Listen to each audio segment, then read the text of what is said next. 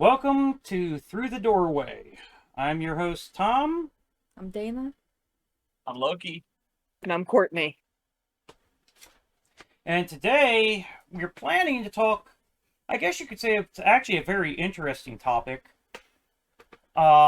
It's about the Salem witch trials in good old Massachusetts. Salem, Massachusetts. That's right. Place where I want to live. You want to live there? Yeah, oh yeah. I guess that would be kind of neat.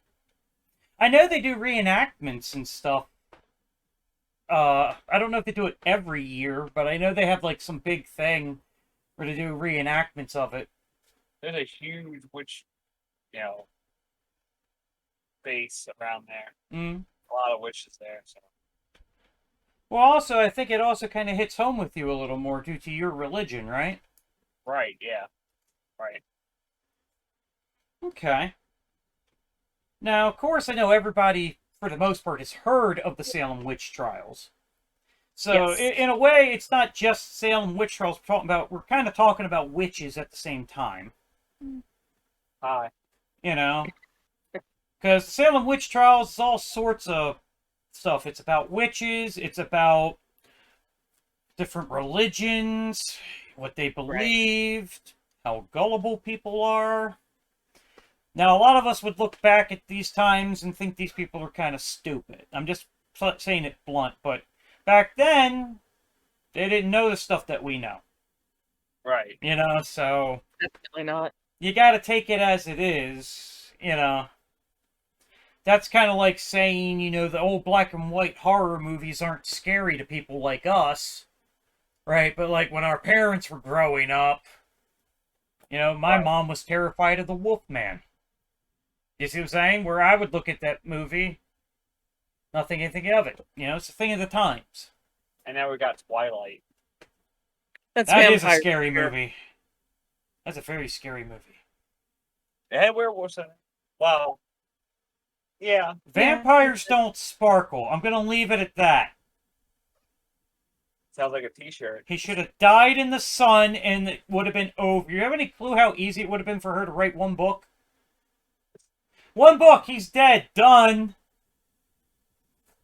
He got cooked. Probably would have sold more books if he would have died.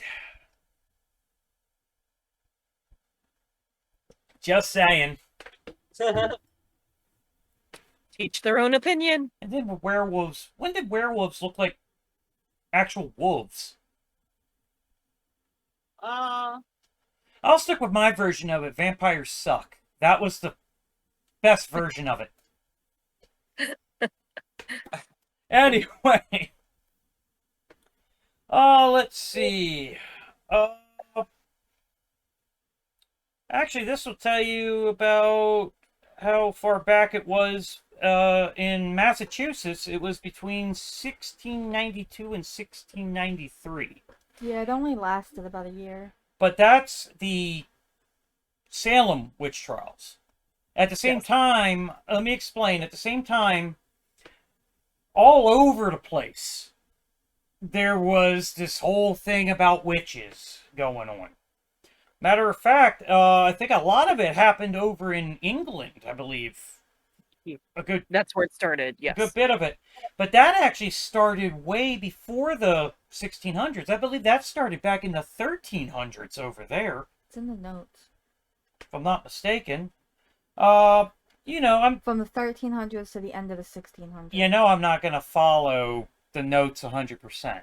I'm doing this just like I've been doing it, where I'm going to just kind of talk, and then we're going to look into it. Know what I mean? Right. I don't want to make it too complicated. But pretty much what would have started this would have been the fact of, practicing Christians and those of other religions that had strong beliefs, right? Believed that the devil could have known people as witches, give them power to harm others in return for their loyalty. You see what I'm saying? Yeah. And back then, back then they didn't have a lot of stuff that we had, so something out of the ordinary seemed like witchcraft. Right, yeah. I mean, you gotta think, if we were to go back in time and start talking about TV, internet, even the way we dressed, we might have been looked at as though we were witches as well. Back then, if they didn't like you, they would just use the excuse Right. you were a witch. Yeah, there's a lot of religious. If you were an outsider. Because back then, they lived in like little villages, pretty much. And if you were a village outsider, somebody did something, you're the scapegoat. Right. Right. You're the witch. Yep.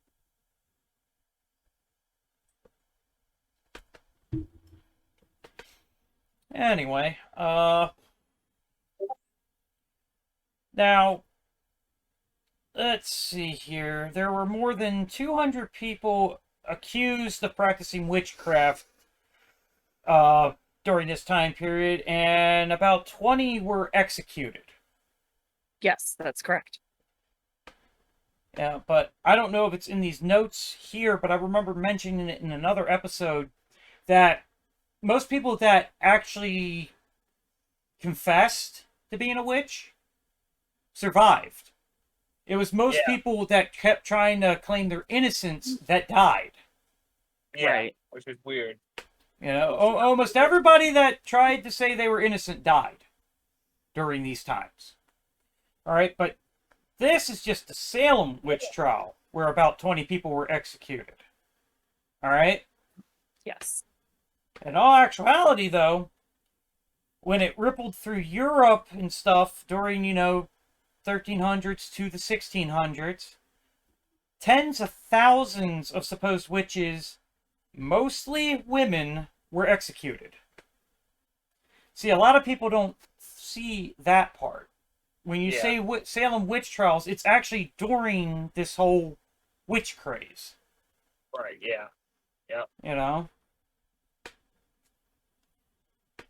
I mean, what do you think about that when you really hear that, Because you hear about only 20 people died in the Salem, right? But nobody thinks to look, across the pond. Right, yeah. So, I mean, what does that make you think of, Loki? You know what I mean? Well, Hmm. yeah, a lot of times, they're both, they're both like, in England, it would be like mostly burnings, but a lot of hatings too.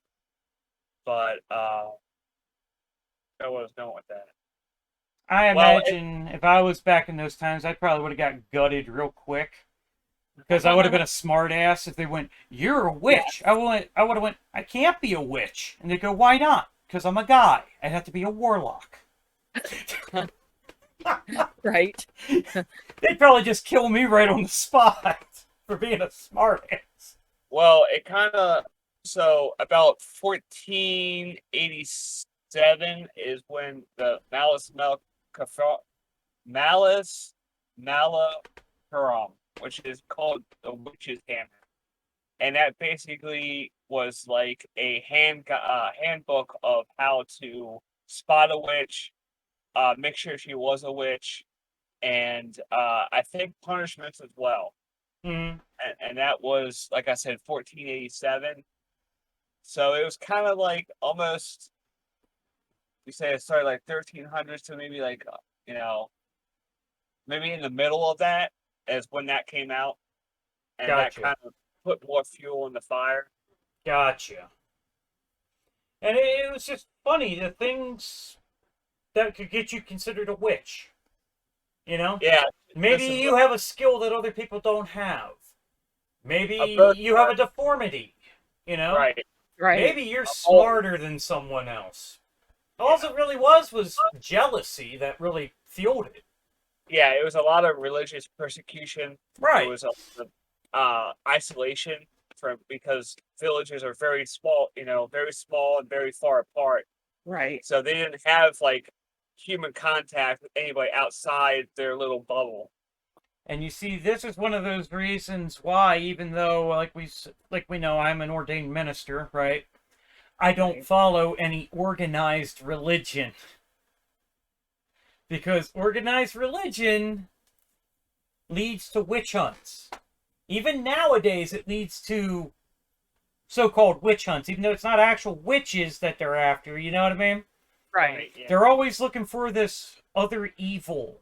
Well, because they don't understand it and it's not their way. You know? Well, that was kind of born out of this, to be honest with Yeah, you. that's what I'm stating. That's why we always say they're on a witch hunt. Right. Yeah. You know, that's why we used to say back, because, you know, some of my past, you know, something bad would happen, right? And a lot of people would look at me, right? And they say, well, they're after you because they're on a witch hunt. Right. You know? Yeah. Yeah. So that's where the phrase came from. You know? It was from this. Yeah.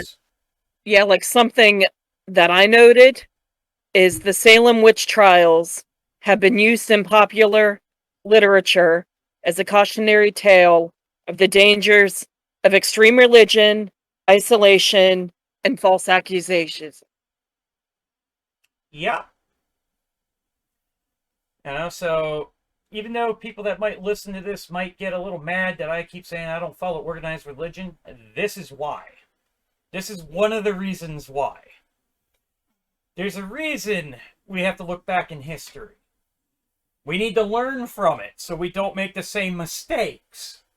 Right. Well, and the sad part is it still happens that it's ingrained into people at a young age just to accept their religion and no others. And you see, the sad part about hate, even I'm sure you all realize this, is hate's not bred, it's taught. Right. You know?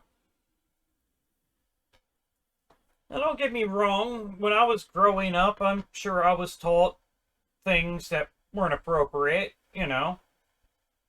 But, you know, I have the fortunate, I guess, situation of having common sense.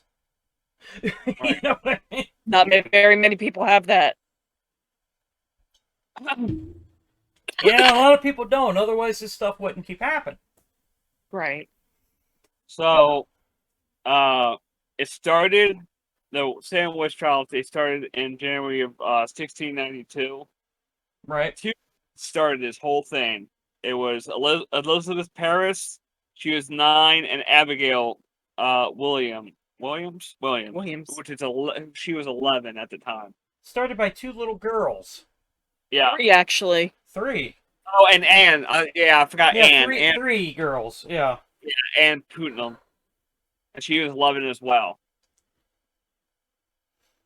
And the first person they kind of went after was Tibia, which was a Caribbean slave.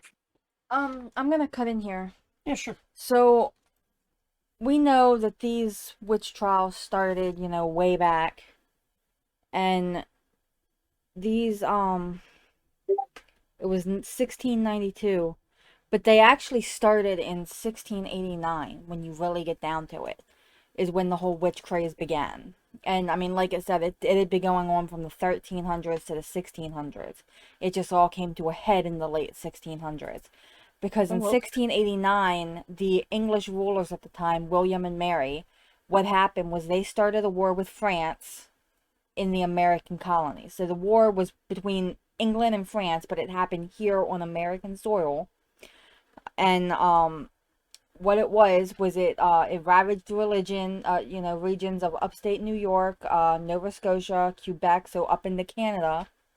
And it sent refugees into the county of Essex, which is where Salem Village in the Massachusetts Bay Colony is.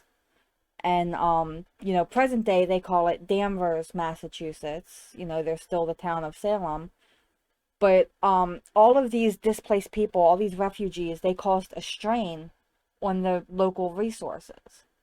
And it aggravated rivalries between existing families that were already here because, you know, they didn't have as much land. Now that these new people were here, they didn't have as much, you know, crops or cattle because it had to be distributed between more people.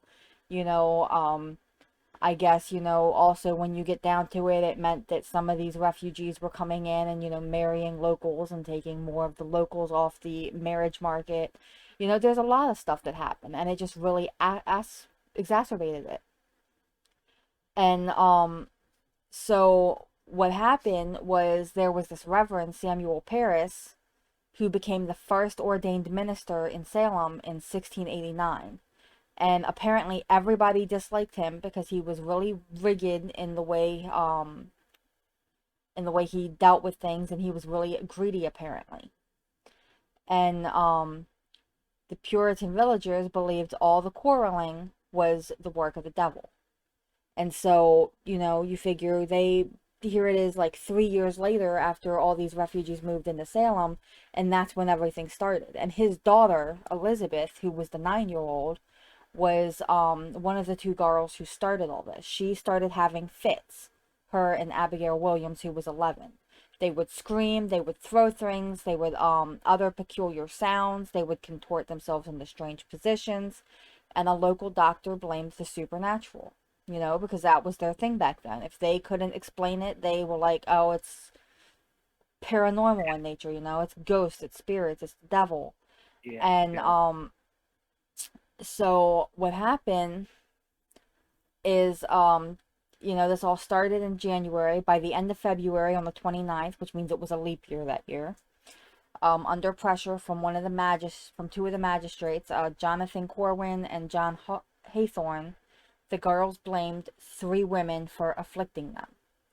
Right. One of them was Tituba, which was the Paris's Caribbean slave. Another was Sarah Good, which we've all heard when people discuss the Salem witch trials, and she was a homeless beggar. And then the last one was a woman named Sarah Osborne, and she was just an elderly, impoverished woman. So basically she was just an elderly, poor woman. And, Right. Basically these 3 girls essentially threw a hissy fit because they couldn't get everything they wanted, and when asked why they were throwing these fits, they pointed out these 3 women as this is why. And you figure when you get down to it, there was a third little girl, but she didn't come into it until later. When you really get down to it, 2 little girls who weren't even teenagers yet started this whole goddamn thing. Yeah. Yeah. Is it sad I just got an idea in my head for a commercial? And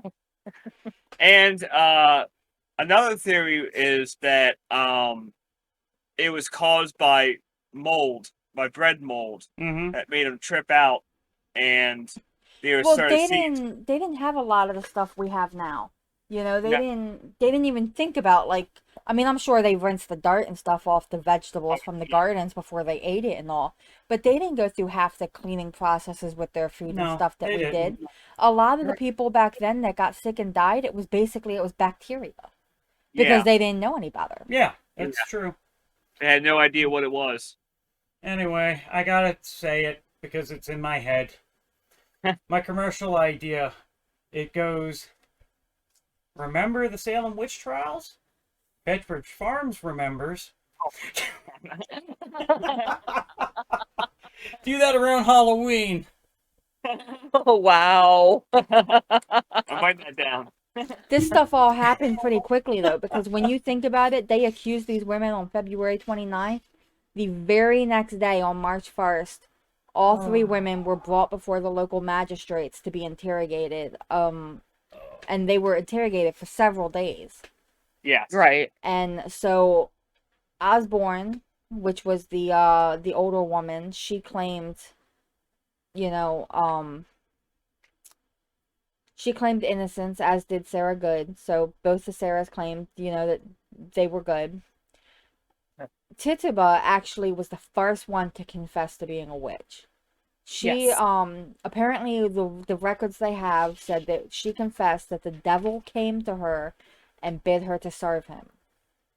She described elaborate images of black dogs, red cats, yellow birds, and a black man who wanted her to sign his book. She admitted that she signed the book and said that there were several other witches looking to destroy the Puritans, and then all 3 women were put in jail. I And wonder. Oh, go ahead. So basically, when you get down to it, two little girls accuse these women, and because one of them, probably was psychotic, because they didn't have any of that kind of stuff diagnosed and known about back then, Right. Right. recounted to all these things, and because of that, because of essentially three people, all these, people in the Americas were accused of witchcraft, and some of them were put to death, and others were died in jail, and all that kind of stuff. So I think Tituba, since she was Caribbean, I'm pretty sure she was in the voodoo. So I almost feel like she knew what she was doing, you know what I'm saying, with the voodoo. And But they they assumed knew. it was witchcraft. Right. So she was like, well, I'm just gonna bring everybody else down with me. You know what I'm saying? Voodoo was a very big And- part of the like African American Caribbean I should culture probably way make back then. something Yes. clear real quick to people that are watching this. A lot of people nowadays don't really know the difference between, witchcraft, voodoo. We'll probably do an episode on that. I Yeah. think I touched on this in one of the original episodes at one point. I think we're gonna probably look at it again and touch back on that, though. I think we did talk about it once upon a time. Yeah. Yeah, but another thing I should explain too. I know some of the jokes I make are kind of dark, because I made fun of the Salem witch trials, stuff like that. What people need to Yeah. know about me is I have a very morbid sense of humor. We can attest to that. But I can find humor in very dark things. And sometimes I can't help myself. So, I'm just putting that out there. So after the trial, those three women were imprisoned. And after they were in prison, now that paranoia kind of grew more. Like, oh, there's three witches here. How many more of us are witches now? Well, not only that, but because Sarah Osborne and Sarah Good were just kind of average women, Oh, it they gets believed anybody can be a witch. actually that's that's not what why caused- they determined that. Over the next couple of months, they basically a lot of accusations came in, and it was when they pressed charges against Martha Corey, and we're going to talk about her husband later because he was one of 6 men that died. But she was a loyal member of the church in Salem, and the fact that charges against her were pushed through of being a witch, it concerned the community, because if the way they saw it was if she could be a witch, anybody could. And if I remember right, the youngest person that they accused and questioned of being a witch was actually Sarah Good's 4-year-old daughter, Dorothy. Yes. 4 years old. This kid can probably barely walk, barely talk, is just getting out of her learning stages, but they thought she was a witch. But back in those days, kids were not off limits. They Nothing really weren't. was. Nothing was off limits. She No was one she was. was timid, and the fact that her answers were so timid, they considered that a confession. That this little girl being a witch. Now I don't know about anybody else, but if I was 4 years old and I had all these adults like questioning me about all this stuff I had no clue about, I'd be kind of shy and not really wanting to answer them myself. Right, me too. I'd be like, what the hell? Wonder how nervous these people were around sandwiches. Just because of the name. Know what I mean? Yeah. I mean, as paranoid as they are, think about it. The word witch is in sandwich. Yeah. So it's like, did they get paranoid about eating those? Were those the devil's food? I mean, just a question.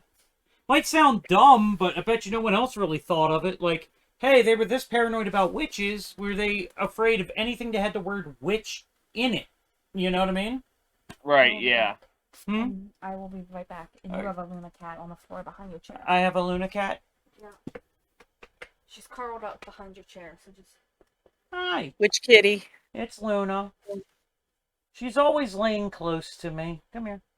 Come here, baby. Come here. There we go. Hi, Luna. Hi, Luna. It's the Luna kitty. It's my baby. Mm. She's never far from me.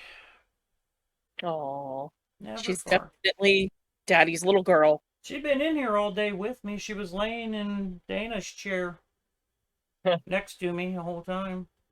Oh, Nice.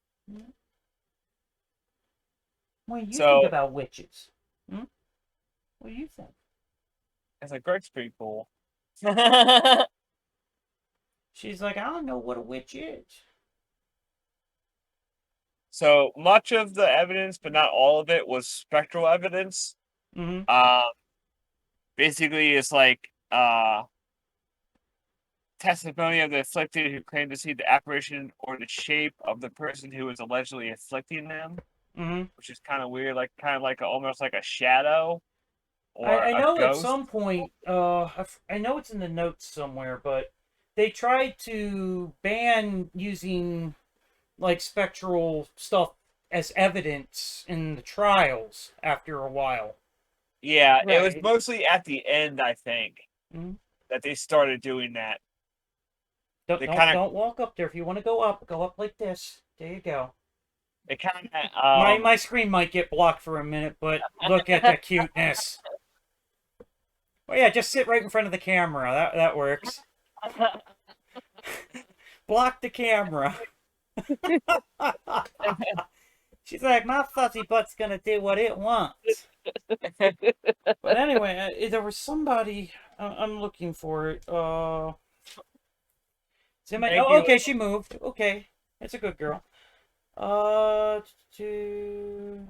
So I'm trying to find the person's name because there was somebody that pushed for it.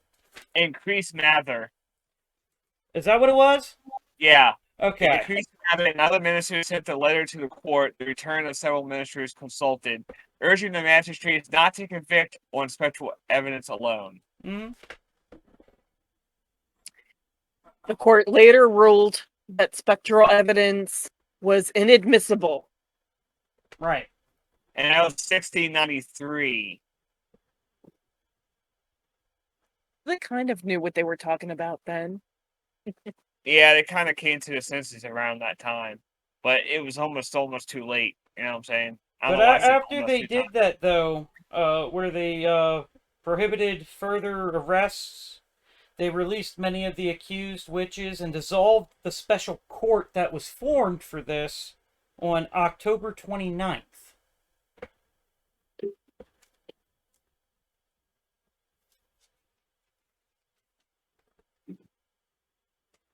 October 29th of what? What year? I believe it would have been uh well, the stuff was happening, I believe 1693, I think is when that happened. Okay, so But basically, a lot of the stuff wasn't still taken care of for a while. A lot of the stuff didn't really come to an end, like the error and guilt and stuff that the government came up with, saying, "Oh, we were wrong." That was on January 14th, 1697, that the General Court ordered a day of fasting and soul searching for the tragedy of Salem. so basically, it took them. It's almost what? So 93, 4 years. like four, yeah, Well, to wind all that down. I mean, yeah, I know we jumped ahead in the notes a little bit, but we're going to touch back on some of the other stuff. Right. But the thing is, and then after that, it was in 1702, the court declared the trials unlawful. I'll be right back. 100 years later? Yeah. And then Yeah. in Lord. 1711, the Until, like, colony passed a bill restoring the rights and good names of the accused and granted restitution to their heirs. But get this. It was not until 1957, more than 250 years later, that Massachusetts formally apologized for the events of 1692. It took 250 years for them to apologize for this. Do not. That's sad. I mean, we're kind of jumping back and forth because we're talking about different things Mm-hmm. as we go. But yeah. Yeah, Luna Kitty's on the desk. She already sat in front of the camera for a little bit. Of course. She's like, I'm gonna make my fluffy ass a star. Give me the attention. Oh, she likes my desk. Yeah, well, her brother's in there eating all her food. Oh, he's a pig. Oh. Well, as we stated, a lot of the people that were executed during the Salem witch trials were hung. Yes. But there was a special case for, what was his name? Giles Giles Corey. Corey. Giles Corey. And he was Martha Corey's husband. She was his third wife. Martha Corey, I believe, was accused of being a witch. She was the church woman that was accused. And he actually played along with it. I guess he might have been tired of her or something. Thank you for blocking the camera again, little fluffball. But it's okay. It's okay. Hi, It's a Luna. podcast. They don't have to see us. They can see the fluffness. But anyway, his death was more interesting due to the fact that he didn't want to play ball with them. And he kind of saw it coming. Nobody wants to see your butt, Luna. She's like, I don't know. I'm going to make my ass a star. She's like, I tried everything else. The only thing I know to do now is, here's my ass. Hi, Yuki. Oh, Yuki joined us. But, his death was more interesting due to the fact that he refused to play their little game. So they decided, in order to try to make him confess, they were going to, what they called, I think at the time, stoning? Pressing. Stone pressing him or something like that. Where they would lay rocks on him and slowly crush him. But every time they asked him to confess, he would say, more stones.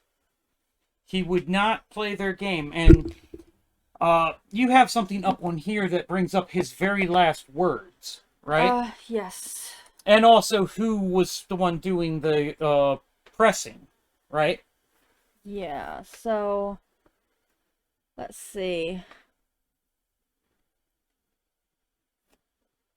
So he initially believed the accusations against his wife until he himself was arrested on the same charges.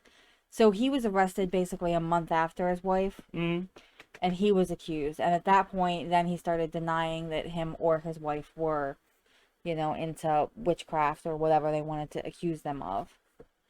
And he denied the accusations, and he refused to plead either guilty or not guilty.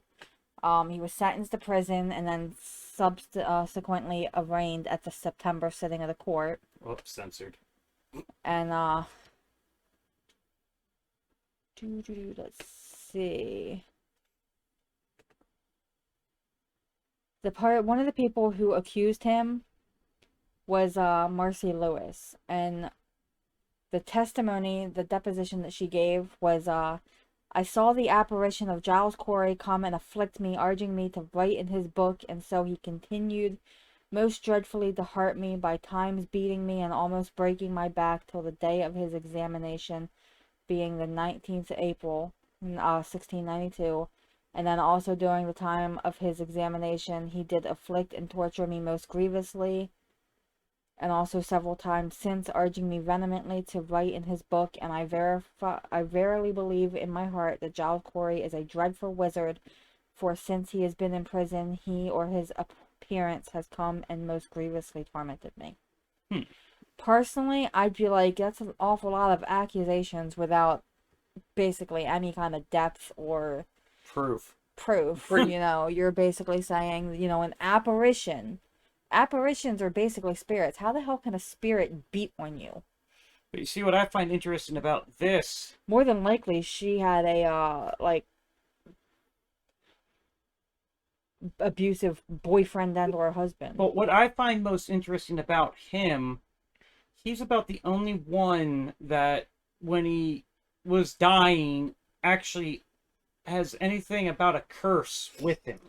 Apparently, he uttered some type of curse. Yeah, according to the law at the time, a person who refused to plead could not be tried. So to avoid people cheating justice, the legal remedy for refusing to plead was I'm not even gonna attempt to pronounce that. Apparently, this process, the prisoners were stripped naked and heavy boards were laid on their bodies. Then rocks or boulders were laid on the plank of wood. This was the process of being pressed. That's where they got the name pressing from. So as a result of his refusal to plead, on September 17th, Corey was subjected to the procedure by Sheriff George Corwin. So here's that name Corwin again. Yeah, he was, I think, the son of the magistrate who was one of the first two magistrates to start all this. And he was steadfast in his refusal, nor did he cry out in pain as the rocks were placed on the boards. After 2 days, Corey was asked 3 times to enter a plea, but each time he replied more weight, and the sheriff complied. Occasionally, Corwin would even stand on the stones himself. Robert Califf, who was a witness along with other townsfolk, later said, in the pressing, Giles Corey's tongue was pressed out of his mouth. The sheriff, with his cane, forced it in again. Ooh. There were several accounts of Corey's last words. Most commonly told one is that he repeated his request for more weight, as this was how it was dramatized in the movie The Crucible. Some people say it could have been that he was saying more rocks. Another telling note notes it as, "Damn you, I curse you in Salem." And 3 days after he died, on September 22nd, his wife Martha was hanged. But I know they also claimed that after he died, apparently Corwin was visited by his ghost. And I believe it was shortly after that he died from a heart attack.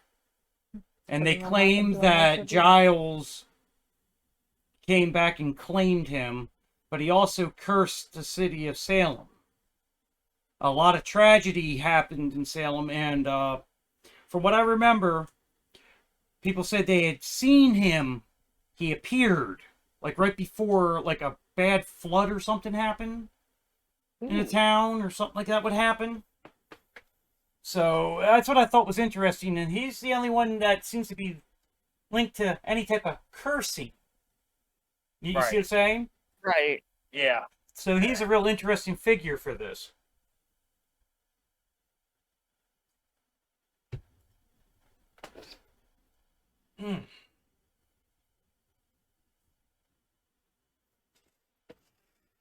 It is interesting, though, how at that one part where they were trying to say they saw images of black dogs, red cats, yellow birds, and the black man who wanted them to write in a book. Isn't it interesting that back then there was the black dog? Does that sound familiar? Yeah. He was one of the death omens. Yeah. You know, the Grim.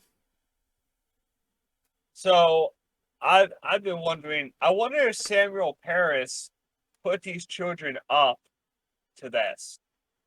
Like he had a talk with them, saying, "Hey, if you say these things, you know, maybe some religious incentive or something else." For all I know, it could have been a prank that went horribly wrong. Somebody might have thought, "Hey, do this. This will be funny," and it backfired. Who knows? Yeah. You know, it's possible that somebody put them up to it and it didn't go the way they wanted it to. You know? Right. It is interesting, though, that everything started. I mean, I get the tension with the refugees, but none of this witchcraft stuff started until the Reverend and his family moved. It was his daughter, his slave. He was an uptight bastard. He probably put them up to it. He That's figured very possible. he probably thought if he did this, he could play the hero. People would heed to his word. They'll give him money, food, whatever he wants if he gets to play the hero. And yeah, and you gotta realize back in the day, the colonies were very much connected to England.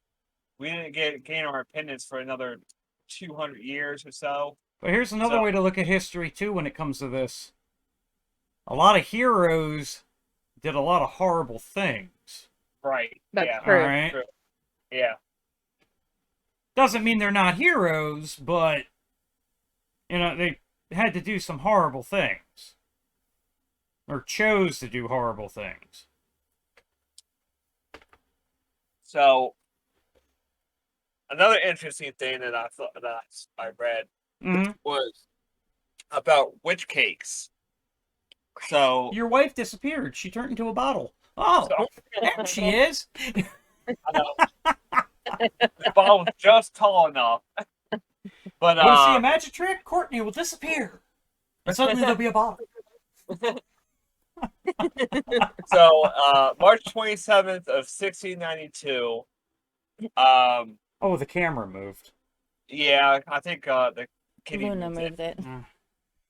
So I could have just said that was witchcraft that Loki just did. Turned her into a bottle. don't hate me. Witch! So Hey, innocent until proven guilty. according to March 27th, 1692, an entry by Paris in the record of the Salem Village Church.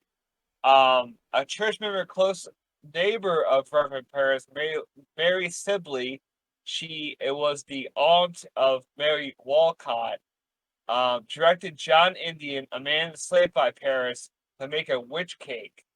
This may have been a superstitious attempt to ward off evil spirits, according to an account attributed to A Dio- witch cake. Diodot Lawson, Is That's- that that what was turned a into a sandwich? maybe. I don't know. I'm just thinking out loud. I'm sorry. It's just witch cake?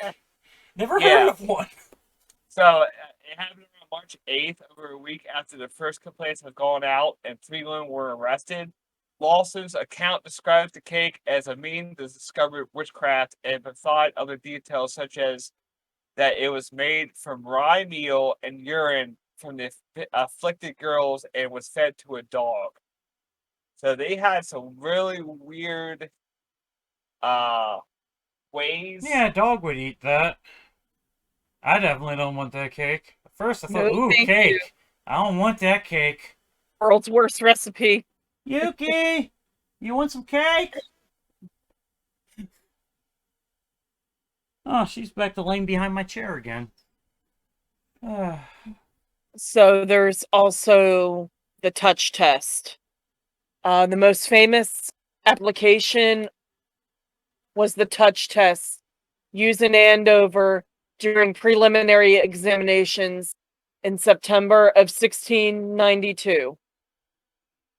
Basically, Your Anybody- husband's a ghost. courtroom that was having a fit, the accused would touch them, and if the fit stopped, then that was proof of witchcraft. Oh, Which would be really easy to do. I just gotta keep Right. poking fun because you keep disappearing over there when you lean back, Loki. Weird.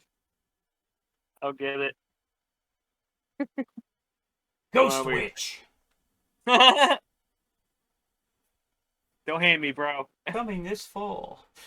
I would Ghost be witch. And Luna looks like she's content.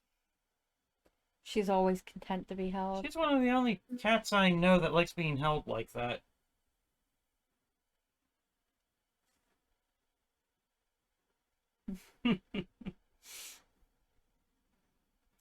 So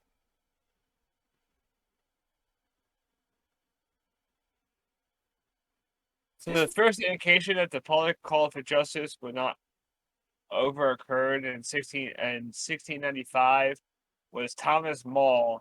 He was a Quaker, and he actually criticized the trials Yeah. in a chapter of his book, Heed Forth, Truth Heed Forth. Hello, I'm sorry, Truth held forth and maintained. As it was better that 100 witches should live than that one person should be put to death for a witch, which is not a witch. Mm, So there were actually people who didn't prescribe to that paranoia right. of the. Matter of fact, isn't there a game based off the Salem witch trials? Not that I've heard There's of. a hidden objects No, game. no. I think there's a game where a bunch of people play it. They play different characters in it, and they all meet up like at the end of the day, like in the middle of the village, and then they try to vote on who they think's a witch Huh. or something like that. If there is, I've never heard of I it. remember somebody playing. Was it I Markiplier? It might have been Markiplier. I seen play it or something. I feel like it was a game. I don't remember the name of it though. Yeah, I don't remember the name of Like it that either, but video? I just had like it just flashed in my head that that there's a game kind of based off of the witch trials. I mean, it's not in bad taste because it's making you play, the part of a villager. Right. You know what I mean? Affliction? Oh, that's a board game. No, this was a computer game. Witch Hunt? No, not Witch Hunt. Witch Hunt's a different game. I know what you're talking about. I just can't remember the name of it. I can't remember the name of it either, but I think it's something of Salem. Witches of Salem? It might be Witches of Salem. That's what I was thinking. I wasn't sure Yeah, though. I've never heard of it.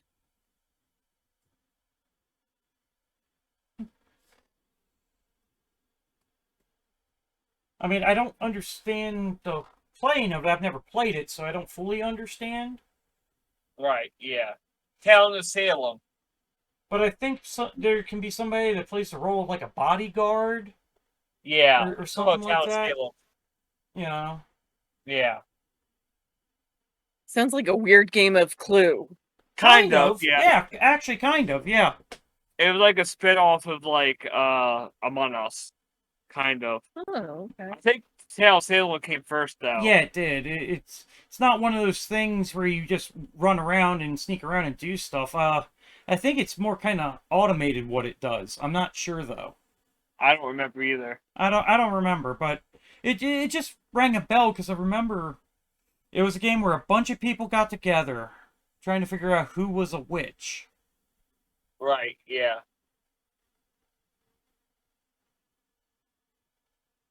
Huh, there's a Salem Witch Trials Museum. Yeah. Yeah, we might have to That. we have to try to go and visit that. For the live series, yeah, we Yeah. probably will. Should, I agree. We'll have to Yeah. make a note of places that we want to hit for the actual series. Yeah. I would like to visit a lot of the places we talk about in the podcast. We talk Well- about here. Yeah, right. Well, like Because that was one of the ideas originally was we would talk about it on the podcast, and then once we got the series up and running, we'd actually go to those places. well, should I kind of spoil the first one because it's coming up? Remember in September. The first one. Yes. Give me a So refresher. pretty soon here we're gonna do a podcast of the Mothman, That's right. Mothman. Yes. That's what And- it was.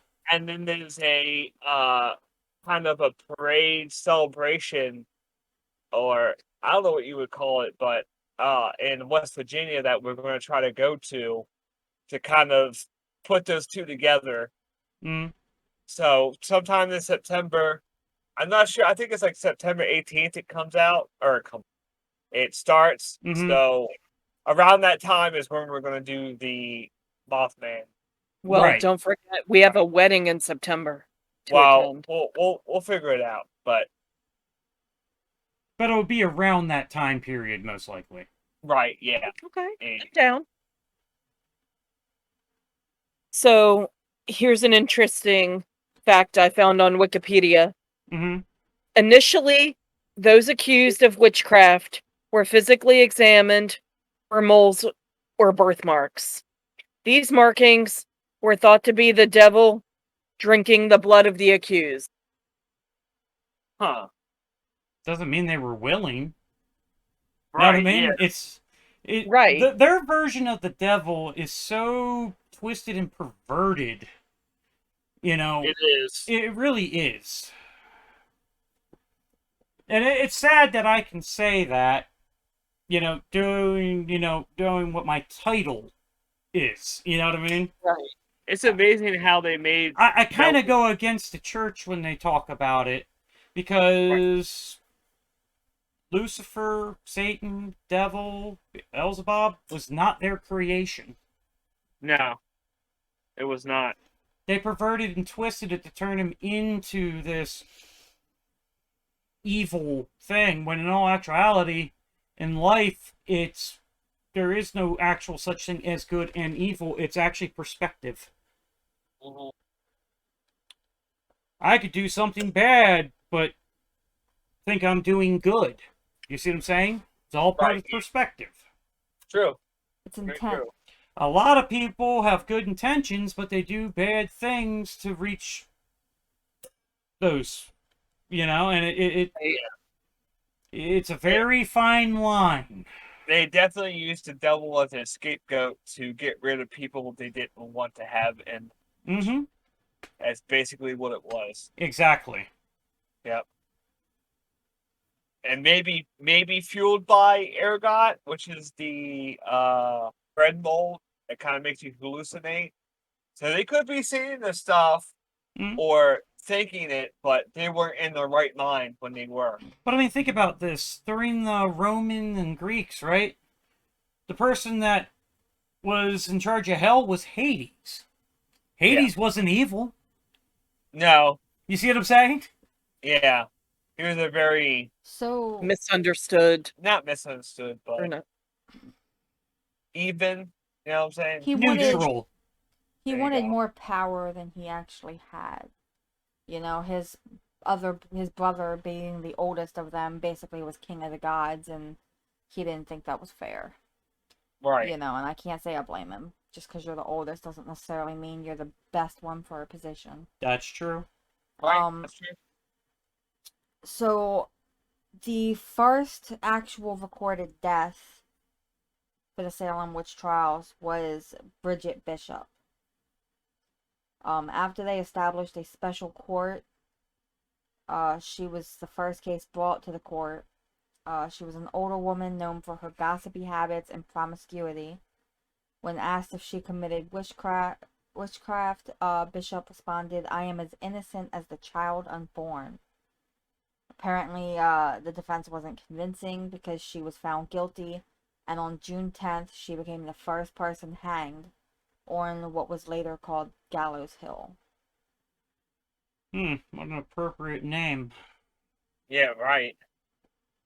Wonder what they refer to it now, or if they still let it be Gallows Hill as a memory of it. Still Gallows Hill, I Yeah, think. still Gallows Hill.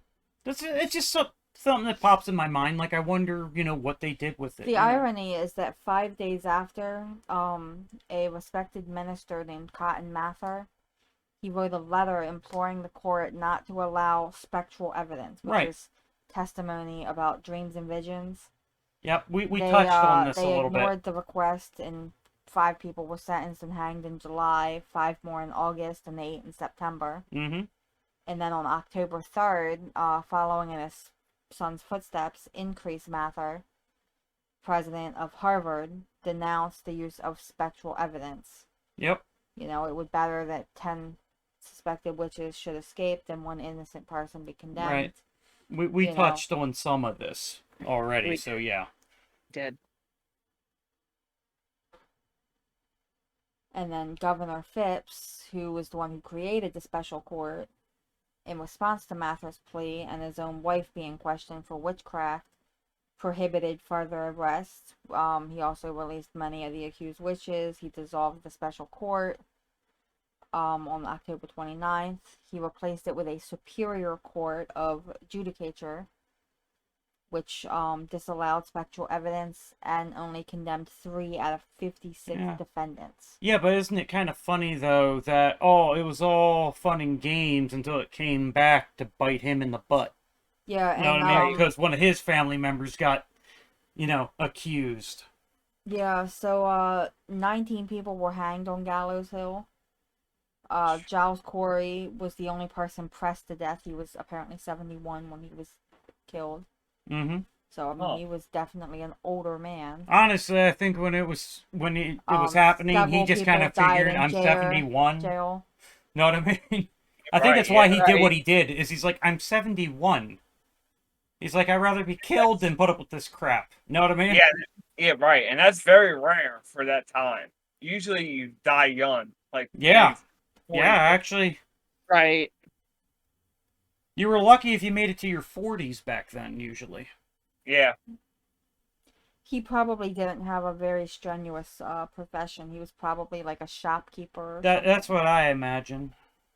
Yeah. I don't think he'd have made it to that age being a farmer. Although he might have, because when you're a farmer, you get plenty of exercise and stuff in. Yeah, but That's you're also true. got a lot more things you got to worry about, because when you're farming, like you said, there's bacteria, there's mold. You do one thing wrong, and not only can you pay, a lot of people can pay. Right. You know? Right. That's one place I would like to visit. I'd actually like to visit the, his resting place. You know what I mean? Yeah. Oh, yeah. I would love to do that. Give him some props, for doing what he did. I'm pretty sure. Because he stood up against what he thought was wrong, and it Right, cost him his yeah. life, but, Hey. I mean, I can't completely give him away without flaws, because, I mean, he did believe his wife was a witch. Know what I mean? So, Right. there is Right. that. But at the same time, it's like, when he knew he was going to die, it's like he was trying to redeem himself in a way. You know? I mean, I yeah, right. don't even think it's really that he was trying to redeem himself. Because when you think about it, he's like what the preppy snobs today are. When you get down to it. Because when his wife was arrested, he initially believed it. It's only when they turned around and also accused him that he jumped on the bandwagon of neither one of us is a witch. And even then, he decided not to say anything. He never actually denounced that he didn't think his wife was a witch. But he did what I would have done for most part. If somebody tried to do something like that to me, I'd probably remain silent for the most part. Because I'm not going to play their game. Yeah, but the problem with that, your silence is, they almost take that as being complicit. Well, Yeah, no, I get if that. if you didn't, the reason he was pressed to death is because they were trying to get him to plead either innocent or guilty. They couldn't try you if you didn't put in a plea. That's interesting. See, When I'm did not, that change? I'm the type of person I wouldn't be afraid to go the way he did. If I was put in that situation back then, more stones. That's exactly what I would have said. I mean, pretty much, you're damned if you do, damned if you Exactly. So it's like, So- why do I want to play along with this? I'm going to go out my way. Know what I mean? don't. Right, yeah. Right. I'll be cussing people out. More stones, motherfucker. Give me stone. Sorry, I know we're not supposed to curse on here, but It's a podcast. It's going to happen. It's going to slip. Worth it. I'm the main one that tries to watch what I say. I can't Yeah. control what anyone else does, but I try to watch what I say because, I try to make it informative. right. And besides, if somebody wants to replay this or something, they're welcome to make an edited version of it where they bleep it. Right, I'm yeah. not going to stop them, I wouldn't care either way. you know? True. If somebody wants to bleep out all the cuss words, they're welcome to do it. Know what I mean?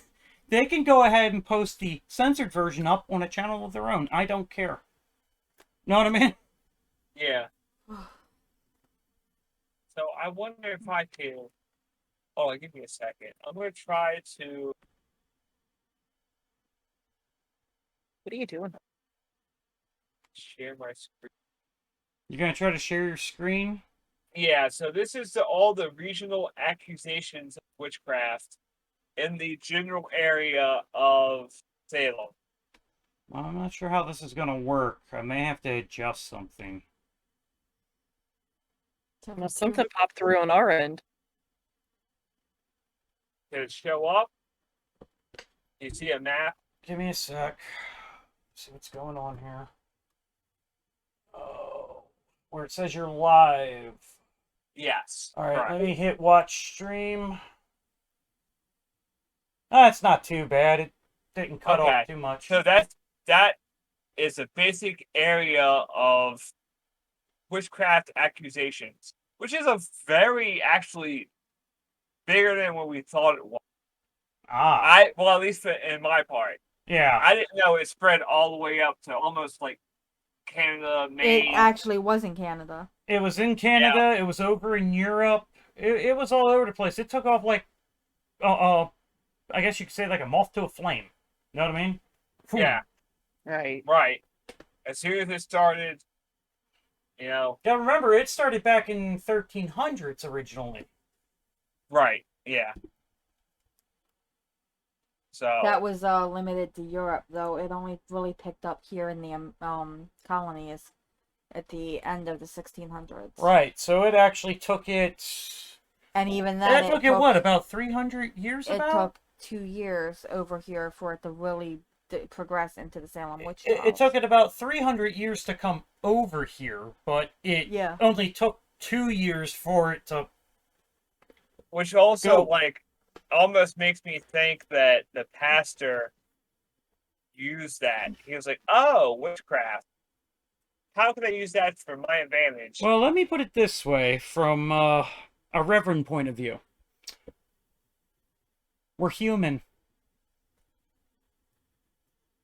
That's true. All because I hold title of reverend does not mean I'm a good person, does not mean I'm a bad person. I am human. And that's what I explain to everybody when they say something to me about, you know, what does a reverend mean to you? And to me, it's not about being a good person or a bad person. It's the fact I'm going to make mistakes. I am human. America was colonized by the British in 1587, and it was 1692 when the Salem witch trials happened. Okay. So they had the Salem witch trial, like witches in general, went from the 1300s to the 1600s.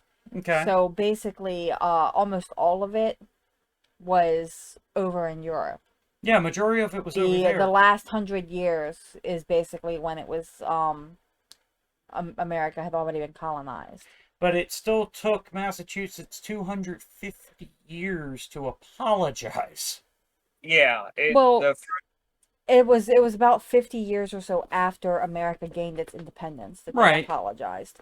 So really, it took America getting rid of British rule in order for any kind of apologies to be made. And back then, colonizing over here, they're going to follow British stuff anyway until they could actually break free. So it would kind of make sense. And the crazier part is that it took them a long, long time to repeal the actual witchcraft laws. Right. Yeah. A long time. Like the 50s. And that's how Wicca kind of started. But you see, what's funny is they look at witches as a bad thing, but I even know the religion of Wicca, it's actually a peaceful thing. It is. It has nothing to do with devil worship and stuff like that. It has to do more with elements, nature. You know? Even I know this. You've done a couple of... I've done more than a couple. I've been rituals. I've been since 17. I mean, think about it. I'm a reverend. I hang out with you. You're Wiccan, right? Right. What can I say? Witches be crazy. But, you know, I could say Well- the same thing. To your wives, we find no problem with that. Dana? She's like, eh. She's like, eh. But you see, when it comes to me, I don't follow the Church of God as much as I follow, in my head, my Church of Common Sense. Right. You know? Yeah. Wouldn't be called common sense if it was actually common. You know? You make a valid point. And I'm sure there's going to be people that disagree with us, because I got an aunt that's, like uber Catholic. Like uber Catholic. She is like the original Coke of Catholic. Made with the cane sugar and stuff. Right? Where she has to act holier than thou, and then she turns out to be a huge hypocrite. Can't like anything the rest of the family likes. We all like the same family doctor, right? Oh, she don't like him. Yeah. Right? I like my beard. She hates it. You see what I'm saying? Yeah. And she Right. makes sure I know. Oh, I don't like guys with beards. Right. Yeah. Good thing I don't she's like your aunt and you're hypocrites. not married to her. It's like, I don't like hypocrites. Ta-da! I'll call her out. You can go both ways. I'll call So- her out. She cares more about image. Yeah. And she thinks that her kids can basically do no wrong. Right. And if I was her husband, I would not put up with the way she treats him. Oh, no. Her husband. We're not going to get paid, into this. We're not going to get into all this. Um, Because it's nobody's business. seriously, if I Okay. was him, I'd leave her. Let's put it at that. But, like, the uncle that I'm named after, right? Yeah. He's really religious, right? Yeah. Right? But even he understands that there's limits to things. Religion is not life. Religion can help you through life, but it's Right. not life. It's more guidelines that you should try to better yourself. Right. You know? Yeah. But I mean, it's just like, I know this is probably going to make a lot of people hate me, but I come from a family of hunters, right? Yeah. Right. But we do something different. We do not hunt for sport. We hunt in order to help control, the population of certain animals, because certain animals are not legal to sell. Right. You can't sell venison. You can't sell deer meat and stuff like that. You have to have a special license. Some places can do it, but there's not a lot of them. All right? But Yeah. here's the thing. We get a deer, right? We don't waste a single part of it. And not only that, we do something a little different. Every time we take something, we actually say, when we go down to it, thank you for this harvest that you let us have. Right. Do you see what I'm And saying? and see, that's very reminiscent of witchcraft. But you see, that's what I'm saying, is because we're actually talking to nature. We actually talk to nature when we do that. Do you see what I'm Right. saying? Yeah. Even though my family has Catholic, roots and stuff like that, we do stuff that's not so Catholic. You know what I mean? We cherish nature more than But then- anything. We love nature above anything, usually. Right. But then again, a lot of other Christians look at Catholicism like, ew, Mm. like, which is kind of weird. But Where there's this argument on which one was first, for some reason. And in one version, right? One version, Jesus was the Son of God. All right? And God were like two different entities. All right? Yeah. But, or put it this way, you have the Father, the Son, and the Holy Spirit, right? They were three different entities. All right? Now, what was explained to me from my uncle, Catholics believe the Father, Son, and Holy Spirit were all one and the same. Oh, that's an interesting concept. In other words, Jesus was God's form on earth. right, yes, And when he was crucified, he therefore became the Holy Spirit. yeah, So God was technically the Father because he's of all creation, right? Yeah. He made the vessel for himself. That's what, from what I've been told from my uncle. Now, he might have things mixed up. I don't know. I'm not here to argue. But either way, it sounds nice either way. You know what I mean? Yeah. Because technically, you still have the Father, the Son, and the Holy Spirit. Amen. Now, if So- you think that they're three different things, or if they're all one and the same, just different forms, that's up to your digression. Not Right. not mine. So, getting back to Salem and all that, they actually have a church, which is crazy, from the 1600s, and basically they scanned all the pages. So I'm gonna read like maybe 1 or 2 pages of it just for you to get the gist of where their headspace was at that time. Mm-hmm. So this is page 1. Okay. The covenant agreed upon and consented unto the Church of Christ in Salem Village at first embodying of the 19th of November, 1689. He whose name, though unworthy of a name in this church, are hereunto subscribed, lamenting our own great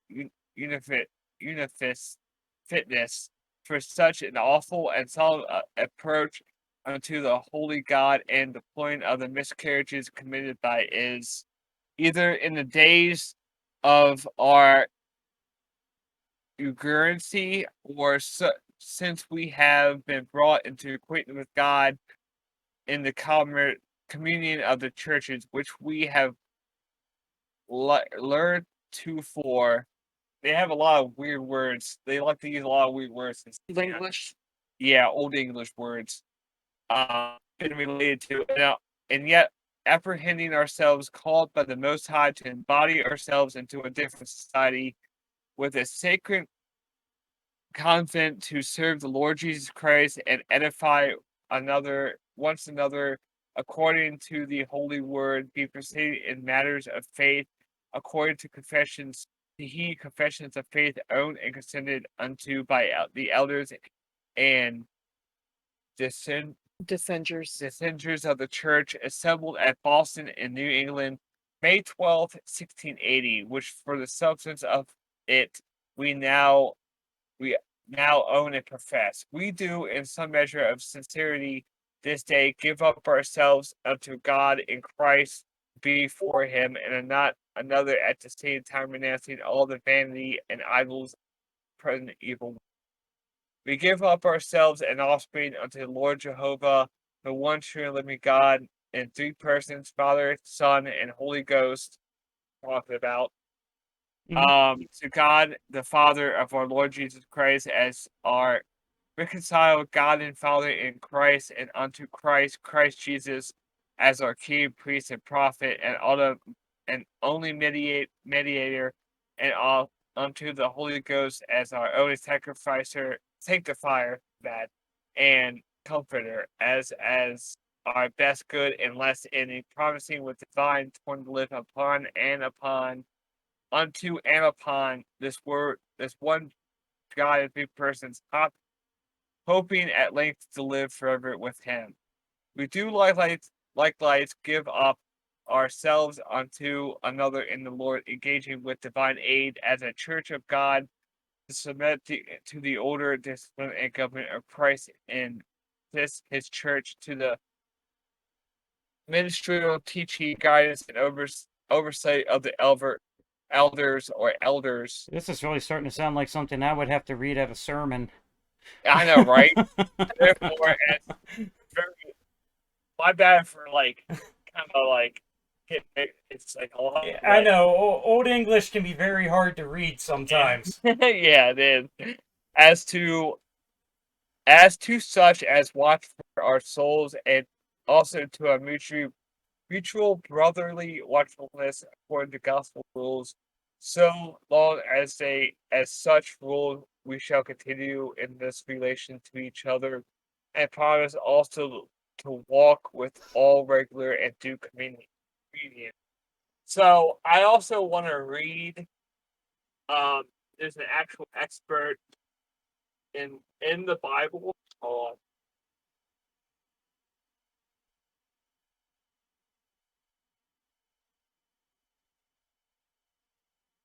So in Exodus 22:18, thou shalt not suffer a witch to live.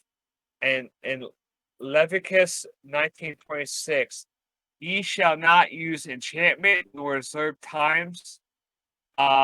Leviticus 20:27 is a man also or woman that hath a familiar spirit, or that is a wizard shall surely be put to death.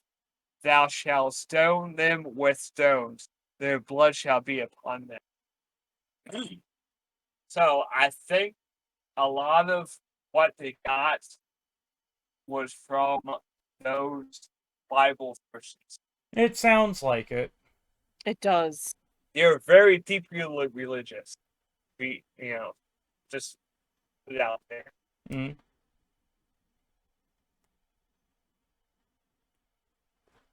I would read another page, but Nah, give your brain some rest, man. yeah, that old That English sounded pretty difficult. it was. I was gonna say I'll read it. And just think, some of the stuff I gotta do is gotta be in Latin. Yeah. Yeah, he's got it tougher than you. You know, weddings, funerals, baptisms, I can do all that. Oh yeah. I could open up my own church if I wanted to. Remember, we have a church idea. The Church of Church of Realism. Oh yeah. I was gonna say Church of Common Sense, but yeah, pretty Well, much. it's the Church of Realism. I'm probably one of the realest people you're ever going to meet because I don't really sugarcoat things. Sure. No, you don't. I say it bluntly, and I say it in a way people can understand. You know? Excuse me. But I explain myself after I say it, too. That way it's not like, oh, you're going to have to get mad at me. It's like, if you give me a minute, I'll explain. You know? Right. Right. But I don't like the realest one you're going to meet. I'll tell you that right now. You definitely are. Don't get me wrong. I can be a real bastard at times. I really can. But again, I'm human. That's what I explain. That's part of the thing of me talking about realism is I can't pretend to be this good person. I can't pretend to always be this bad person. You know, Right. I'm me. I'm human. That's what I am. I'm gonna make mistakes. Right. Just Yeah. like everyone else. Song popped into my head now. But What's you song? get what I'm saying, though. Yeah. Oh yeah. And the only reason we keep touching on this is because it's the religions that kind of caused all this. You know, the witch Yeah, trials. It's a big part of it. Yes, it's a Yeah, big part of it. It is. Because if you really look at religion, and again, I'm going to say this in the nicest way I can, an organized religion is usually its followers looking at other people going, you're wrong.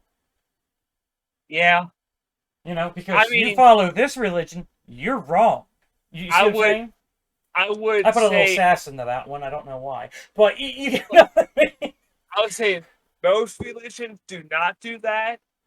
Most The religions don't. They really don't. But, you know, sometimes they'll look at them and go, oh, because they're this. This is why they do that. It's Right. profile. It's kind of profiling, you know, but at a religious point of view. Yeah. Oh yeah. You know, I but hate- I'm not saying that it's bad. You know, because Right. there's good profiling, there's bad profiling.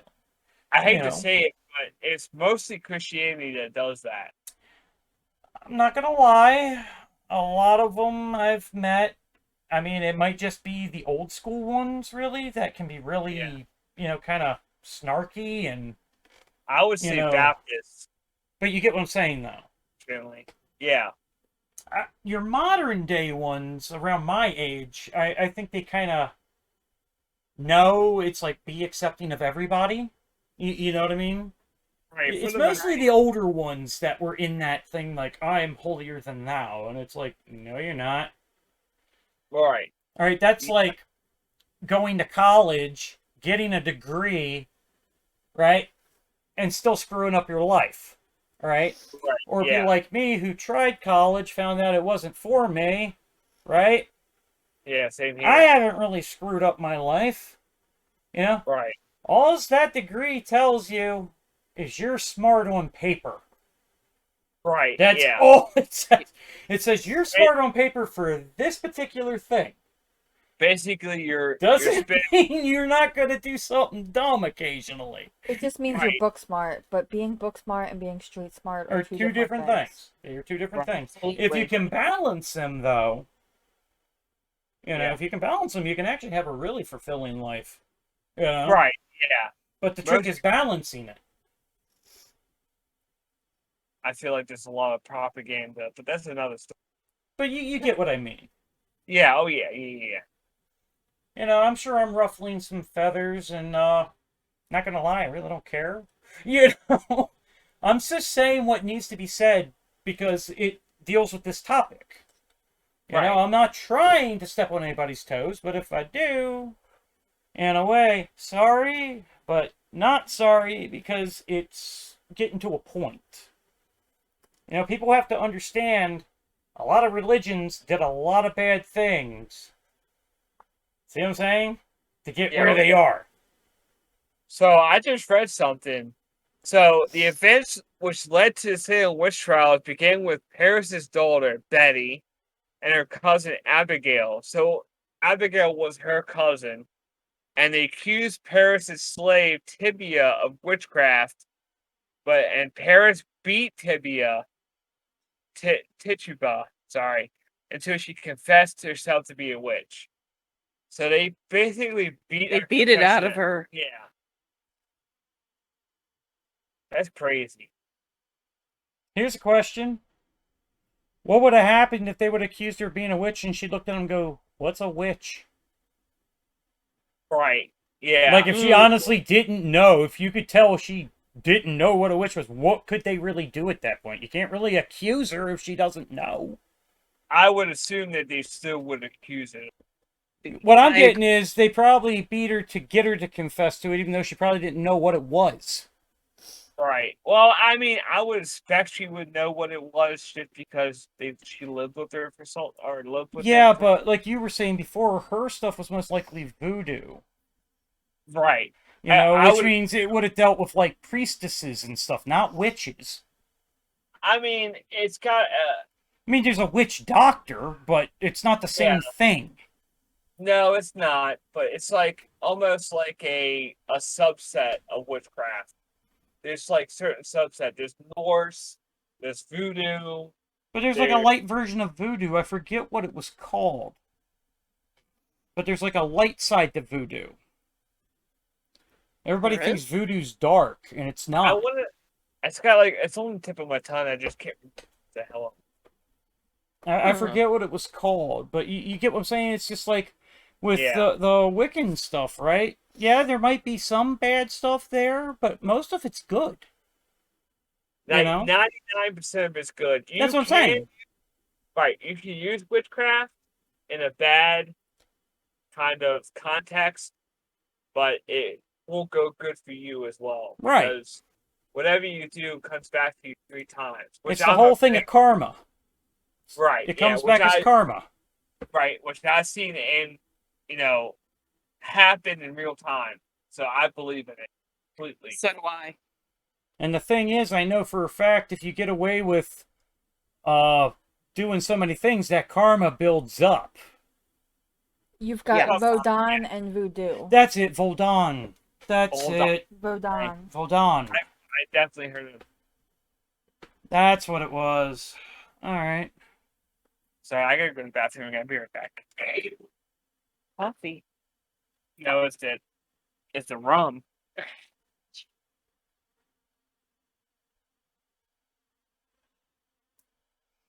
Sorry, he keeps disappearing, guys. I'm expecting him to come back dressed up as Jack Sparrow. Going, why is the rum gone? And then when he has to take a leak again, I want to see him run away like Jack Sparrow runs. He drank almost all of it. Ghost A little bottle! bit. Ghost bottle! It keeps disappearing. Maybe not the next episode, but I think one of our next videos should be what they considered witchcraft and how they tested for it versus voodoo and Vodun and what they are. And We went over voodoo and Vodun before in the original Through the Doorway, but like I said, we're gonna go back. You know. But it would be interesting to do a compare contrast video. Well, what I'm saying is we're gonna redo all the old videos because we got new info stuff now. Okay. Know what I mean? You know, we got a new structure. I'd like to redo them all in this, way. I'd be down. You know, because now we can actually give them a little more attention than what we were originally giving them. You know? Right. I'm trying to do everything justice, pretty much, is what I'm trying to do. I'm not saying that the old episodes were bad or anything, but the fact is, this is now switched, primarily into my hands. So now it's like So you want to do it your way. I want to redo them my way now. Yeah, exactly. That's the idea. And I like the new setup. We're not just voices, I mean, yeah, I'm sure I could turn this into like an MP4 or something like that and just be purely audio. But, we have different ways. People can just sit and listen, or they can watch. I'd prefer to watch. That's the way I am. That's just my opinion. Yeah. Oh, man. I'm sure we could do a lot more on witchcraft, you know what I mean? Salem was just, The scratching beginning. the surface. Essentially in the US. Yeah. Phew. But here's something interesting. So, sorry, my notebook got stuck. That's okay.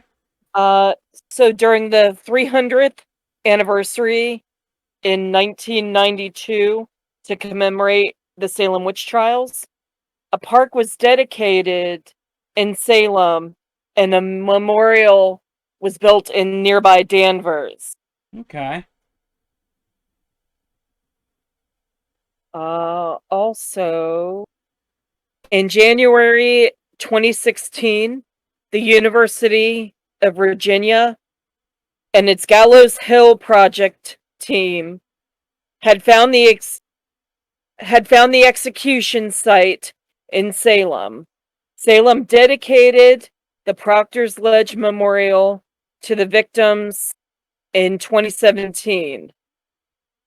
Okay. That's interesting to know. And also, several hundred years ago, those who practiced Christianity, as well as other religions, believed the devil himself gave certain people the power to hurt others in exchange for their loyalty. Mm-hmm. Although I would have thought back then it would have been easier to just believe that he had minions known as demons to do that, but I wasn't alive back then, so I can't say exactly what went through their minds, Hey, even the devil had to do some of his own work. That's true.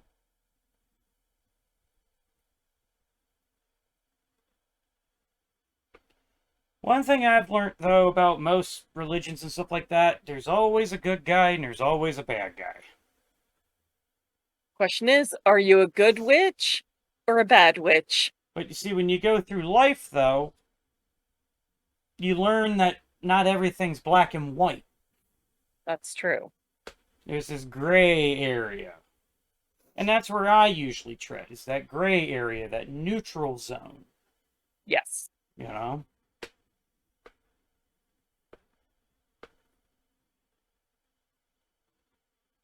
I'll take uh, what I hear and process it before I do anything. I always hear both sides of a story before I make a decision. And that's a smart move. Not very many people do that, sadly. Well, you got people that do bad things for good reasons, and you got people that do good things for bad reasons. You see what I'm saying? Back and forth. You got good for bad reasons and bad for good reasons. It's because it's all Right. about intent. Like I said before, yeah, it is all about intent, pretty much.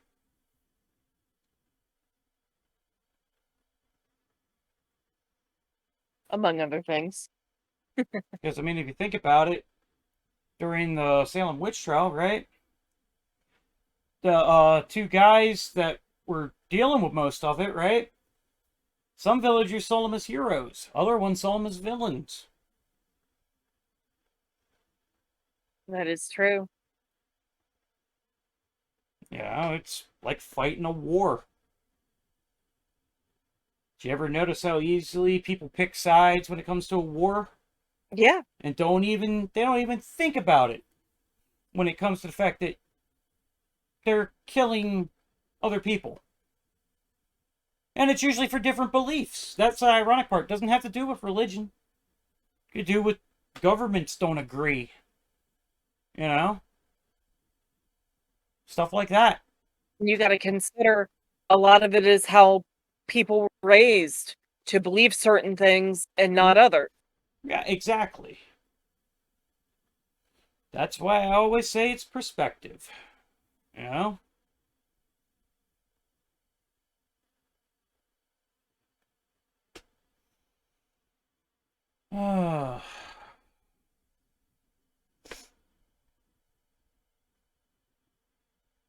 But like I said before, we could do a whole thing on witchcraft. Because like I said, we just scratched the surface was talking about the witch trials.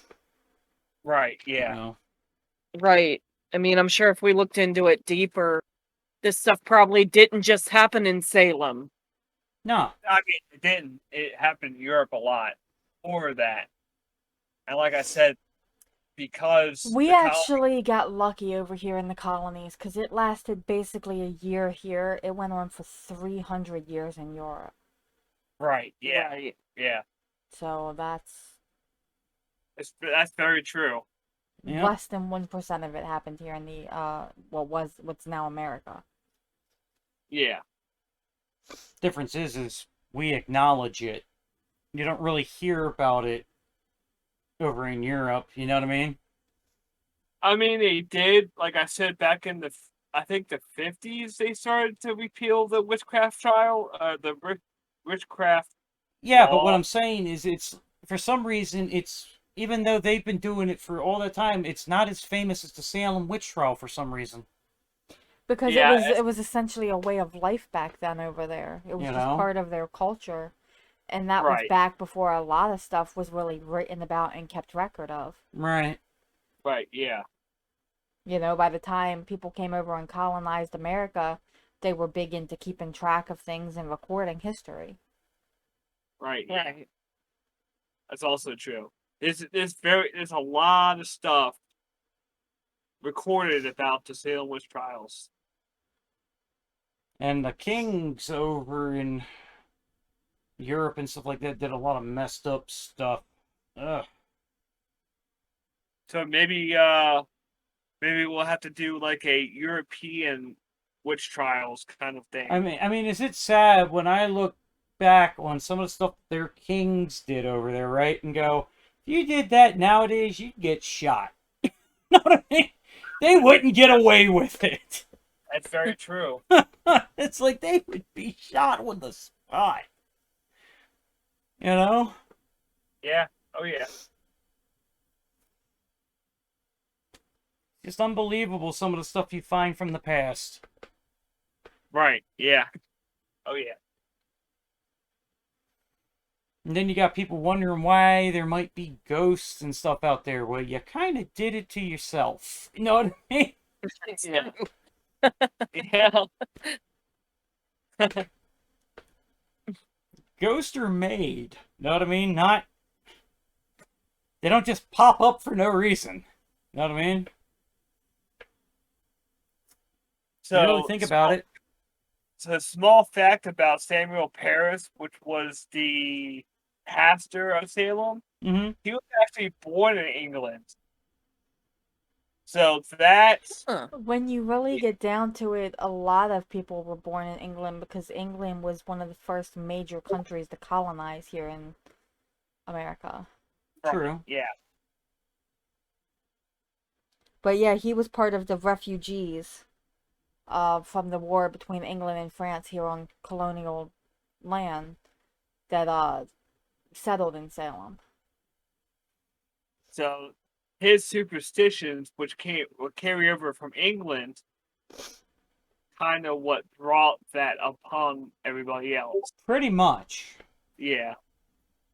It only takes one person. Yeah. True. See, a lot of people don't really think about that. They just think, oh, I'm just an ordinary person. There ain't no way I could cause that. Back Right. then, people cared about image, you know? Right. Yeah. Nowadays, none of us Still do. really care about Still do. image too much. Know what I mean? Yeah. But back I mean, then, it was about, being a particular class of person. Stuff Right. like that. you have to be a good Christian, or either you Right. Yeah.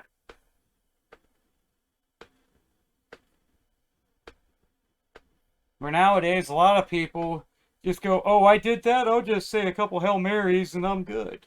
You know what I mean? Yeah. Didn't work that way back then. Right. Yeah. True that. It takes a lot more than that. And back then, you were guilty until proven innocent. So, Right. yeah, remember that. So I see a thing that says, how was the practice of witchcraft viewed in 17th century New England? So the answer was, under British law, the basis for Massachusetts Bay Colony legal structure in the 17th century, those who were accused of consorting with the devil were considered felons, having committed a crime against their government. The punishment for such a crime was caning, which I guess, like I said, was carried over because most of the colonies at that time were Right. considered British. Right. Yeah.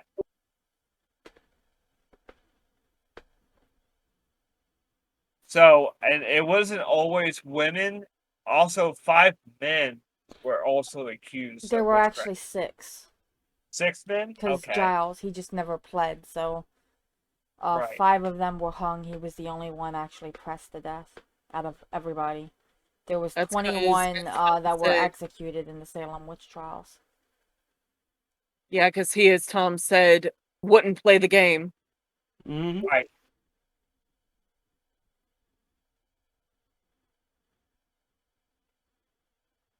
So, where were the victims buried? This is interesting. This question unanswered. It is believed that the bodies were cut down and dropped unceremoniously into a private side of Gallows Hill. Tradition has it that several families came to Gallows Hill to claim their relatives and buried their bodies privately. So basically, they hung them, they buried them, and then it's like, go ahead and claim them if you want. You know what I'm Mhm. saying? Yeah.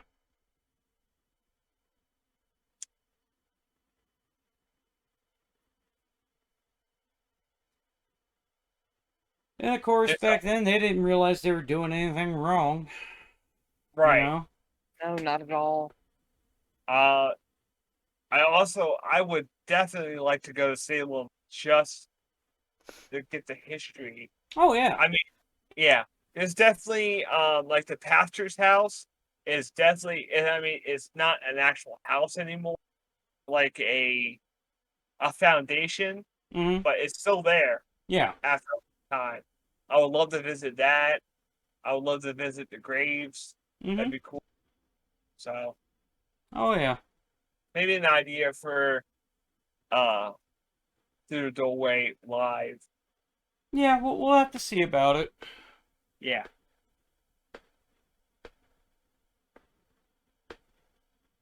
We'll have to visit the Charter Street Cemetery too. Yeah. Oh yeah. There's a lot of places we'll have to visit.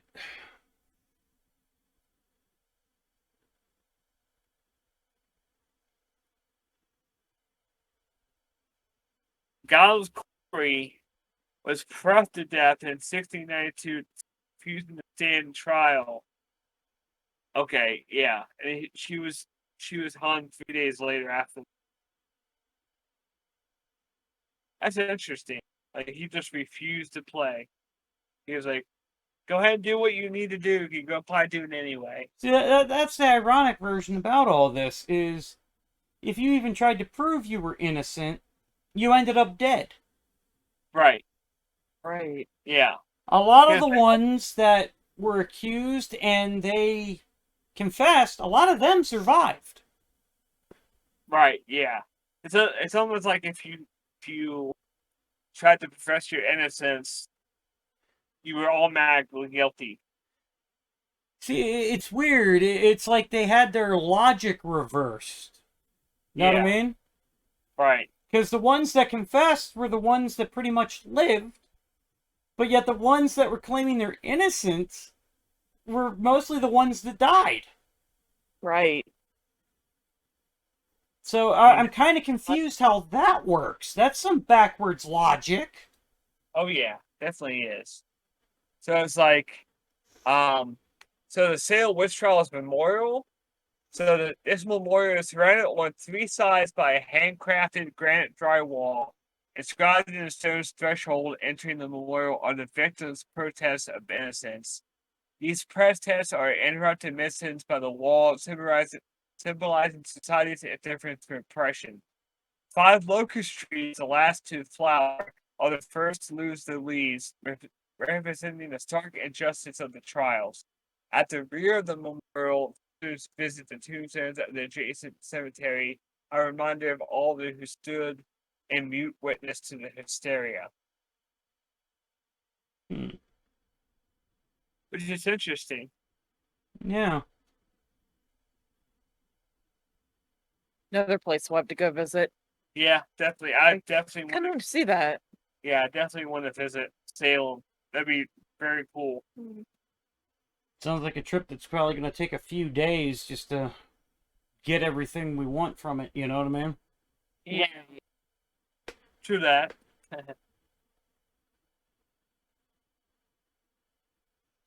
Well, considering it's up in Massachusetts, that's like a 5-hour drive.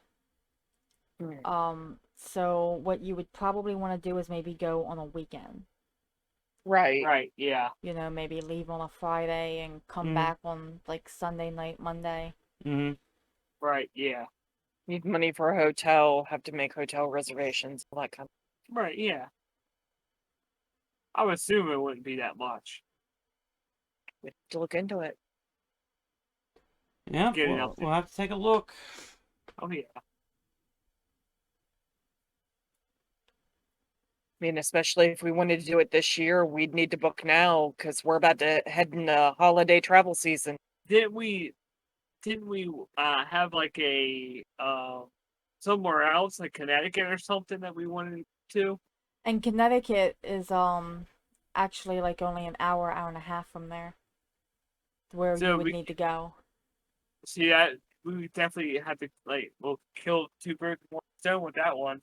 Actually, yeah, if we were gonna plan a trip to Salem, we might want to actually maybe take a day or two in Salem and then a day or two up in Connecticut, or vice versa, like start up in Connecticut and basically work our way back down towards home.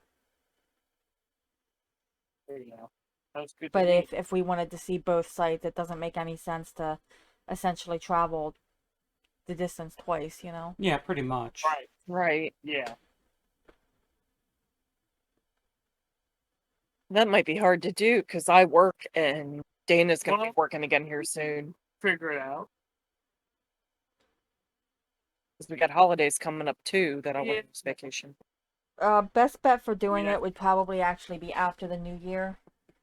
When Probably. most businesses are kind of slow from everybody being broke from the holidays. I mean, technically, it would be really cool to go up to Salem during That and all. they get a lot of snow up in that area. When I Oh was yeah, when I was in Connecticut for college, the first weekend in October, we had like 4 feet of snow on the ground. Jeez. Yes. ah, So that's the other reason that might be better to go in like the spring or even the summer. right, yeah. I mean, it's something we can look into and plan. Yeah, we'll figure it out. Use some tax money or something to pay for the hotels. Yeah. I mean, even if you gotta do a Motel 8. Yeah, we'll get it figured out. Coming soon. The travel diaries of Through the Doorway. Coming soon, sleeping in a bathroom stall near you.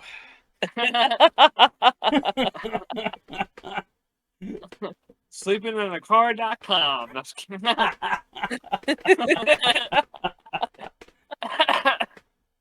Oh man.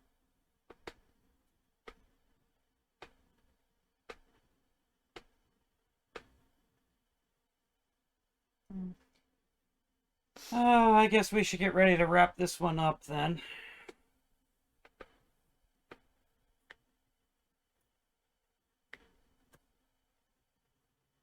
Anybody else got some interesting information? Not on No, my end. I think we've covered pretty much all of it. I think so too. A good bit of it. Yeah. You gotta think though. I mean, the War of Independence actually was only I think just over a year too, and that's kind of telling I think to realize that two of the biggest points of American history were such short damn things. Yeah, That is Yeah. rather interesting, isn't yeah. The biggest items in history are the shortest.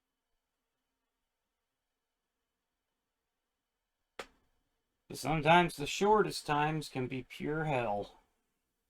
Yeah, it? That it's is also true. true. Speaks the truth on that. One more thing before we go. Yeah. So there was a difference between what I didn't know. So there's the afflicted and then the accused. So the afflicted were those supposedly possessed and tormented. It was those who were accused or cried out the names of those who were supposedly possessed by them. Hmm. So there's a big difference between the afflicted are people that are like the victims of Right. witchcraft, and then the accused are the people who were doing or perpetrating that. I'm amazed none of them ever turned around and decided, to just accuse the people that were doing the witch hunt in the first place. Right? Right? Yeah. Even But if then they again, accused them, they'd probably just ignore it though. right? That's Like true. the cult Right. of personality around them probably. Yeah, but my thing is, though, after a while, some people went, well, anybody could be a witch. Right. Know what That's I true. mean? Yeah. Well, if anybody can be a witch, the ones leading the witch hunt could be witches. Just saying. And just trying to draw the attention from themselves. Mm. Having a scapegoat. Right. Yeah. It's amazing that the pastor never got accused of witchcraft. But I guess, It's amazing how blindly these people followed. yeah. Right. I would never follow somebody blindly, Right. Yeah. I wouldn't follow them unless you had some sort of evidence.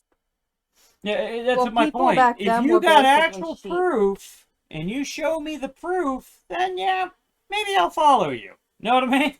You also got to Right. think though, people back then were basically sheep. These people had such little because we had just been colonized not long before then. And so they didn't have a lot, and all these other people had higher positions than them, and they feared retaliation. They fell in line and followed, or they were afraid that they'd be the next one, like, accused and hanged. Very true. Oh yeah. Fear does strange things to people. Really does. Yeah, it does.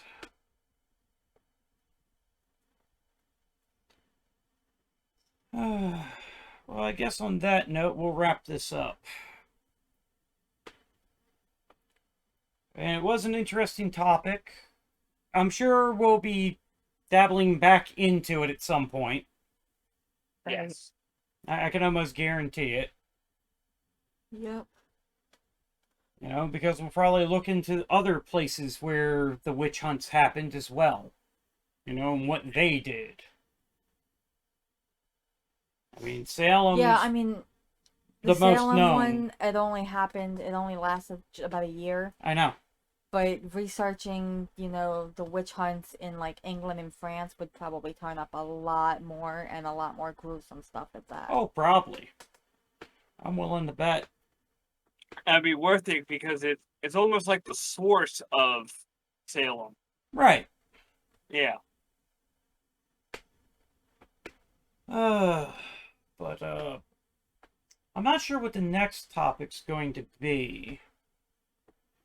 We'll figure it out before, the next episode. Yeah.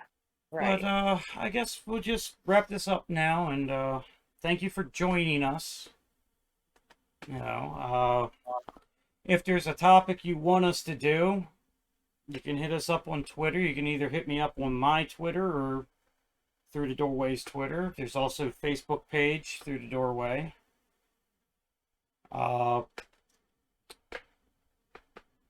guess after all that, until next time, we will see you through the doorway. Bye. See y'all later. Bye.